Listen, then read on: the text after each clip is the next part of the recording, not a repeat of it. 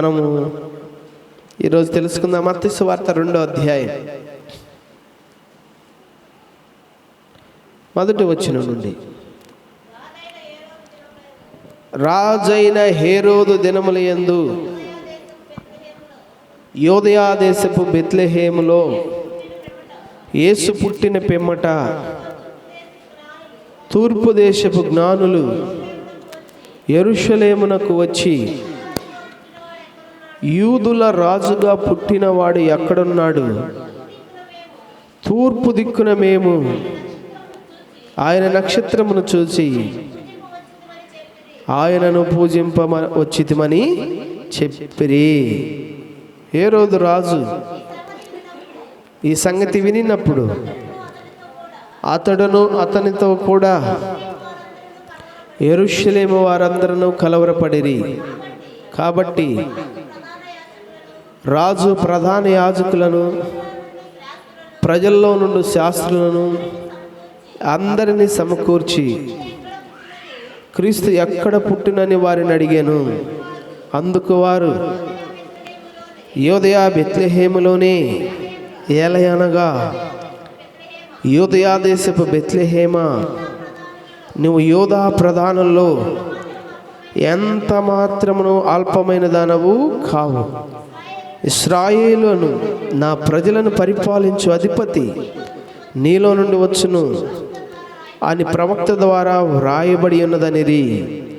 అంతటా హేరోదు ఆ జ్ఞానును రహస్యముగా పిలిపించి ఆ నక్షత్రము కనబడిన కాలము వారి చేత పరిష్కారముగా తెలుసుకొని, మీరు వెళ్ళి ఆ శిశువు విషయమై జాగ్రత్తగా విచారించి తెలుసుకొనగానే నేను వచ్చి ఆయనను పూజించున్నట్లు నాకు వర్తమానం తెండని చెప్పి వారిని బెత్లెహేమునకు పంపెను. చాలు. దేవుడి వాక్యాన్ని దీవించునుగాక. ఆమేన్. హల్లెలూయా. ప్రియమైన దేవుని బిడ్డలారా,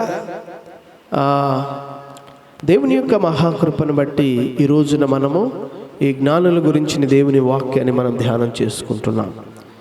పిల్లరా, ఇక్కడ మనం చదివిన లేఖనాలు చూసినప్పుడు రాజైన హేరోదు దినములలో యూదయ దేశపు బెత్లెహేములో యేసు పుట్టిన పిమ్మట తూర్పు దేశపు జ్ఞానులు యెరూషలేమునకు వచ్చారంట. తూర్పు దేశపు జ్ఞానులు యెరూషలేమునకు వచ్చారు. ఎందుకు వచ్చారు అంటే, యూదులకు రాజుగా పుట్టినవాడు ఎక్కడ ఉన్నాడు, మేము ఆయనను పూజింప వచ్చితిమి అన్నారు వాళ్ళు. హల్లెలూయా. మేము ఆయన్ని పూజింప వచ్చితిమి. గమనించండి ప్రియులారా, ఎక్కడో పుట్టాడు యేసు ప్రభు వారు. వీరు ఎక్కడి వారో, వీళ్ళకి ఈయనకి అసలు సంబంధమే లేదు.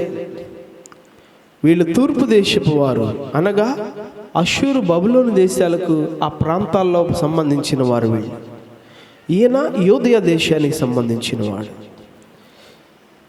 ఈయన పుట్టింది యూదులకు రాజుగా పుట్టాడు. వాళ్ళ రాజు వేరు, ఏమండి, వాళ్ళ దేశం వేరు, వాళ్ళ దేవుళ్ళు వేరు, వాళ్ళ ఆచారాలు వేరు. ఈయన వేరు, ఈయన ప్రాంతం వేరు, ఈయన యొక్క రాజ్యం వేరు. అయినప్పటికీ గమనించండి ప్రియమైన దేవుని బిడ్డలారా, ఆ జ్ఞానులు మరి మా దేశం ఇది, మా రాజు ఈయన అని అనుకోలేరు. అవునా కదా? వాళ్ళు ఏమన్నారు, యూదులకు రాజుగా పుట్టాడు ఒక ఆయన, మేము ఆయన్ని పూజింప. అసలు వీళ్ళ రాజు ఎవరు, వీళ్ళ దేశం ఎవరు, మనం ఎవరు అని అట్టు వెళ్తామా? రే, మీ రాజు దగ్గరికి మేము ఎందుకు వస్తారు? మా రాజు మాకు లేడా? మా దేశం మాకు లేదా? మా దేవుళ్ళు మాకు లేరా అని అంటారు. గమనించండి ప్రియమైన దేవుని బిడ్డలారా, వీళ్ళు అలా అనలా. గమనించండి, అలా అనకపోవటానికి కారణం ఏంటి? ఈ పుట్టినవాడు ఎవరో వాళ్ళకి తెలిసింది. హల్లెలూయా. ఈ పుట్టినవాడు ఎవరో వాళ్ళకి తెలిసింది. గమనించండి ప్రియమైన దేవుని బిడ్డలారా, ఆ రోజుల్లో మనుషులు ఒక మంచి రాజు కోసం చూస్తున్నారంట. మనుషులు దేనికోసం చూస్తున్నారండి? ఒక మంచి రాజు కోసం చూస్తున్నారంట. ప్రియమైన దేవుని బిడ్డలారా, ఎందుకు రాజు కోసం చూస్తున్నారు? దీని గురించి మనం కొంచెం ఆలోచన చేద్దాం. ఫస్ట్ యూదులకు రాజు ఎవరు? అసలుకి ఇశ్రాయేలుకి రాజు ఎవరు? ఇశ్రాయేలుకి అసలు ఫస్ట్ రాజు ఎవరు? ఇశ్రాయేలుకి రాజు అమ్మా ఫస్ట్. అర్థమైందా? గమనించండి ప్రియమైన. ఇప్పుడు ఆ కాలంలో రాజు హేరోదే. అసలు ఫస్ట్ రాజు గురించి నేను అడిగేది. మనసు దీనిపై ఉంటే క్లారిటీ ఉంటుంది. ఆడ మాటలు నేను ఏళ్ళ మాటలు మీద పెడితే ఎట్లా ఉంటుంది? సరిగ్గా కూర్చోండి. గమనించండి ప్రియమైన దేవుని బిడ్డలారా, అసలు ఫస్ట్ ఇశ్రాయేలీయులు రాజు కావాలని దేవుణ్ణి అడిగారు. అప్పటి వరకు దేవుడే వారిని పరిపాలించినట్లుగా జరిగింది.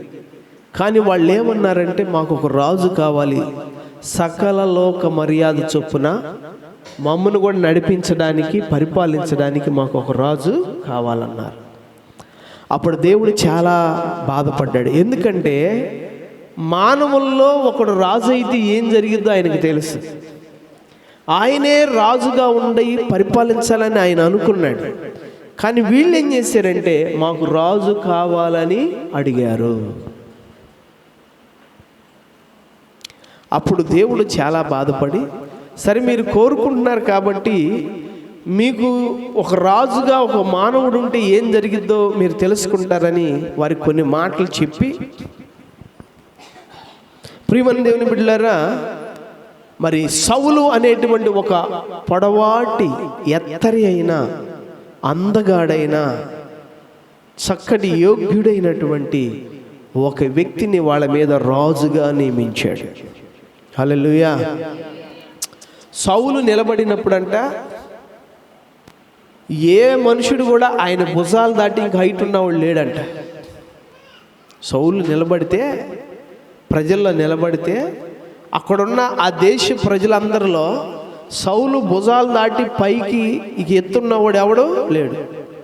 ఆ దేశ ప్రజలందరిలోకి ఎత్తరి అందగాడు, బలవంతుడు, అలాంటి ఒక వ్యక్తిని రాజుగా చేశాడు. గమనించండి ప్రియులారా, అయితే వ్యక్తి యొక్క క్యారెక్టర్ చాలా ముఖ్యం. వ్యక్తి యొక్క గుణగణాలు చాలా ముఖ్యం. ఈ రాజు వాళ్లకు సరైన పరిపాలన ఇవ్వలేకపోయాడు. ఈ రాజు ఫెయిల్ అయ్యాడు. ఈ రాజే తప్పిపోయాడు. ఈ రాజే దేవుని అభిషేకాన్ని పోగొట్టుకున్నాడు.